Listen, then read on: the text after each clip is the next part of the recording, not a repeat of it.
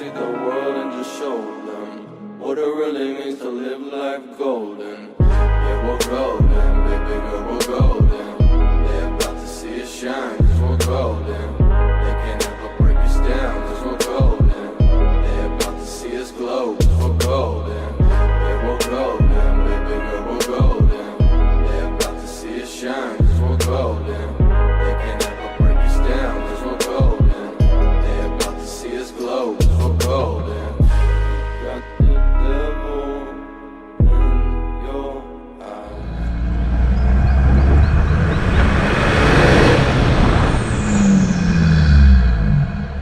Darkness of my hunger and pain.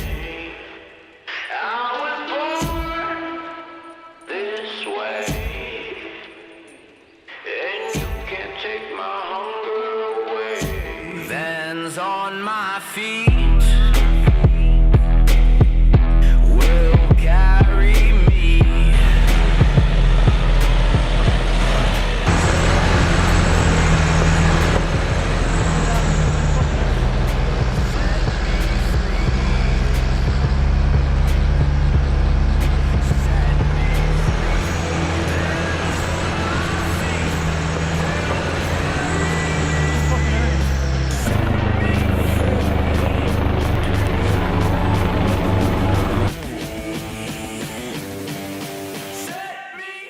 What's going on, vehicle modifying legends? So we've just got back from a camping trip. Now we've done a lot of driving on dirty and dusty roads. We've also done a few river crossings to test out our new Snorkel on the Navara. Now some of those water levels were coming up over the bonnet a little bit up the front there, which was exactly where the original intake system was. So putting the Snorkel up there means that we shouldn't have taken on any water into the airbox system, which we're going to check. Now we also need to have a look in the airbox and the filter and make sure that it is clean and free of dirt or anything in there that shouldn't be in the airbox. Remember guys, the airbox is the last point of defense before the air or dirt particles or anything travels through into the intake manifold, into the engine, which is not good if dirt is traveling into there. So you need to make sure that your filter is doing its job properly and is clean and prepared to take on any of the dirt or anything like that's traveling in through the Snorkel, down through the airbox and into the intake. So let's jump under the bonnet. Let's take a look at the airbox. We'll remove the lid. We'll have a look at the air filter and make sure that it's all clean and everything like that. Alrighty, so let's pop the bonnet, guys. Now, we've got to remove the airbox lid on your vehicle. So I'm going to unplug my sensor. Got two clips, one there, one there. We've got some clips on the back there that are holding it down. So they just need to be tilted forward and the whole airbox cover comes away. So this is your air filter, your air cleaner. Now, that actually doesn't look like it's taken on too much dirt or anything like that. So, oh yeah, there's a little bit in there. So it is a little bit dirty. It's taken on a few bits and pieces. So you can see there, all of these bits of fluff, and there's some bugs there as well. There's even a few bits of leaf particles as well. That air cleaner is doing its job, guys. So that is filtrating all of those contaminants out of the air that's flowing through into the engines. I won't be replacing that one just yet. I'll probably wait until the next service till we replace that. But it's yeah, look, that's not too dusty. So just make sure that you're checking your air filter, especially after you're doing you know, any four-wheel driving or any water crossings or anything like that. Now, also it looks like in the bottom here that I can't see that there's any water or anything that's gotten into the airbox system. There is a drain in these systems as well, so if a little bit of moisture or water does get into the system itself, it does drain out. It sits in the bottom and drains out of there anyway, but it doesn't look like that it's gotten any water in there, and there's nothing sitting in the bottom, guys. So we are good to put the air filter back in. If yours is dirty and needs replacing, replace it now. Put the airbox lid back on, guys.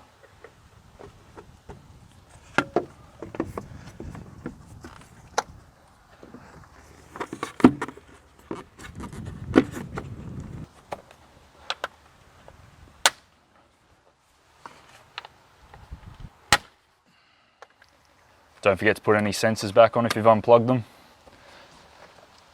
that's back into position. Alrighty guys, so we finished checking our air filter and making sure that the airbox and air filter is clean and free of water, which everything was all good in my vehicle. If yours is dirty, make sure you replace it. Now, another thing that I'd like to mention, if you do find yourself on dirty or dusty roads, what you can do as a first line of defense before it gets down to your airbox to try and help things out a little bit, especially for dirt and dust and things like that, you can actually get Snorkel socks. Unifilter actually make one. It's like a little red sock that basically just slips over the top of your snorkel. It collects and stops all of the dust and dirt particles that are trying to make their way into your snorkel system, and really helps take a bit of stress off the filter and stop it from having to filtrate all of that dust, and gives it a bit of an extra line of defense before getting down there, guys. So you can take a look at something like that if you're if you're worried about the roads that you're going to be traveling off, that if they are really dusty, that is another option for you guys. It looks like my Meredith Metalworks snorkel is doing exactly what it was intended to do, and that's to help me get better induction into the engine, and also to keep the water out of the engine and out of the intake system when doing water crossings that are quite high, which we did a couple that went over the bonnet. So lucky I had this on there for this trip, guys. It really saved my butt in stopping water going into the intake and into my engine. So while we were out camping on our way out to get some firewood, we actually came across a motorbike rider which looked like he was in a bit of distress. He actually had come down the hill trying to get some help and call an ambulance for his mate that was up the hill, who had a stack on his motorbike. So he was on an extremely steep incline hill climb, and he fell off his bike sideways, landed on his hip, and later found out that it looked like he broke his femur. So he was in extreme amount of pain. So we wanted to try and lend a bit of a hand, so we headed up the hill. Now this was a fairly steep hill climb, guys. We weren't expecting it to be as steep as it was. Now, we hadn't aired down either, and it was one of those things, when we were halfway up, it sort of got even harder as we went, so we didn't have time to jump out and air down. But I was extremely impressed with how the Maxxis Razrs handled this climb. It was extremely shaly, and also there was some ruts and bits and pieces with loose dirt in it as well, and they didn't lose grip. They just kept pulling us up the hill, even on full PSI. They did not slip at all, guys. So I'm extremely impressed. I am super stoked that I've spent the extra money going the Maxxis Razr tyres over other brands that I was looking at the time. They really seem to have paid for themselves. On road, they're super quiet, which I still have to do an in-car review on them for you guys, but I will look to do that soon for you to show you how quiet they are on the road. But off-road, I was able to really put them to the test this time, and I was extremely impressed. They really got us up the hill easily, and what you'd find with other tyres where they'd slip in certain areas, these Maxxis Razrs, the compound was just so grippy in this situation and got us straight up the hill to help out the guys. So they ended up getting an ambulance up there, a Toyota Troopy up there to help him out and get him out of there. We ended up having to carry him up the hill and get him back to safety, and it all ended up really good in the end and got him off to hospital. But it was one of those things where you just caught off guard and you have to do something as spare of the moment, and when you've got the right gear to get up a situation like that, a bit of a hill climb like that, it was absolutely unreal to do, guys. So Maxxis Razr tyres, absolutely worth every cent. I really look forward to doing a bit of a mud hole video as well, going through some bog holes and things like that, putting them through some mud and seeing how well they clear and how well they grip in muddy situations. So look forward to seeing you in another video, guys. This has just been a quick tutorial on how to check your airbox and show you a few other bits and pieces, guys. So thanks for watching. See you again soon.